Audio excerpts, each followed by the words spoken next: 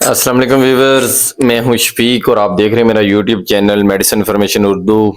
Viewers, आज की video में मैं आपको एजिटमा 500 mg टेबलेट के बारे में इंफॉर्मेशन दूंगा। एजिटमा 500 mg टेबलेट्स के uses, side effect and dosages. आपसे गुजारिश है कि मेरे यूट्यूब चैनल को सब्सक्राइब करें और नीचे दिए गए बेल आइकन को प्रेस करें ताकि आपको मेरी आने वाली वीडियोस के बारे में मुकम्मल अपडेट्स मिलती रहे। व्यूअर्स, मेरी जो वीडियोस होती हैं ये मेडिकल की फील्ड से तल्लुक़ रखने वाले सभी अफराद के लिए बहुत ही मुफीद होती हैं और इनमें ऐसी इन्फॉर्मेशन होती है जिससे आपको काफ़ी हेल्प मिलती है। व्यूअर्स, एजिटमा 500 mg टेबलेट्स ये सामी फार्मा की प्रोडक्ट है और इसकी फार्मूलेशन में है एजिथ्रोमाइसिन 500 मिलीग्राम। ये एक ब्रॉड स्पेक्ट्रम एंटीबायोटिक मेडिसिन है और ये माइक्रोलाइड एंटीबायोटिक ग्रुप की मेडिसिन है।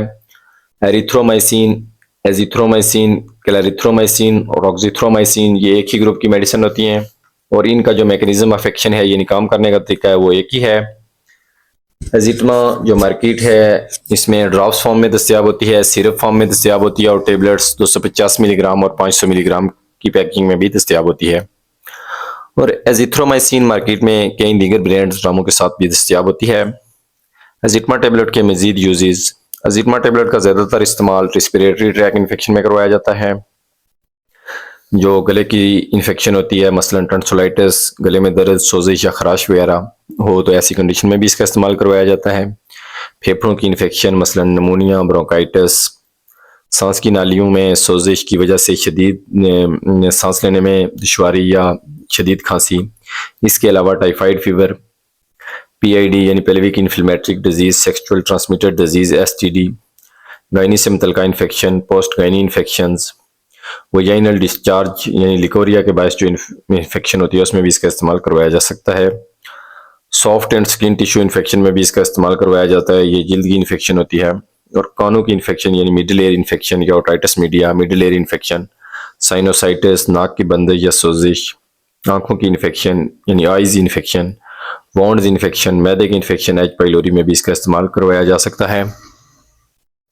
इसके अलावा नज़ला, ज़ुकाम, खांसी, बुखार और वायरल इन्फेक्शंस जो होते हैं, वायरल इन्फेक्शन के बायस बुखार हो तब भी इसका इस्तेमाल करवाया जा सकता है। इसकी जो मिकदार खुराक है, बड़ों में 18 साल से ज़्यादा उम्र के लोगों में 500 मिलीग्राम की एक गोली रोज़ाना 3 से 5 दिन और कुछ केसेस में 7 दिन तक भी इस्तेमाल करवाई जा सकती है। सीवियर केसेस में, ये शदीद नोयत के मसाइल में इसका इस्तेमाल 500 मिलीग्राम की एक टेबलेट सुबह शाम 5 से 7 दिन तक इस्तेमाल करवाई जा सकती है। ये खाने से पहले या बाद दोनों सूरतों में दी जा सकती है। इसके मुज़र असरात या साइड इफ़ेक्ट में क्या मतली हो सकती है, या न्यूजिया एंड वॉमिटिंग हो सकती है, आपको सर दर्द हो सकता है, आपको थकावट वगैरह महसूस हो सकती है और मैदे की खराबी यानी स्टोमिक डिस्टर्बेंस हो सकता है, पेट की खराबी यानी एब्डोमिनल डिस्टर्बेंस भी हो सकती है। तो व्यूअर्स, प्रिकॉशंस के तौर पर अमराज जिगर यानी लीवर में मुब्तला अफराद को इसका इस्तेमाल एहतियात के साथ करना चाहिए। अमराज किडनी यानी गुर्दा के मरज में मुब्तला अफराद को भी इसका इस्तेमाल एहतियात के साथ करना चाहिए। डायरिया या लूज मोशन में भी इसका इस्तेमाल मुफीद नहीं है, ये बाज़ के मरीजों में डायरिया में इजाफा कर सकता है, यानी अगर आप डायरिया का शिकार हैं तो फिर इस टेबलेट का इस्तेमाल ना करें।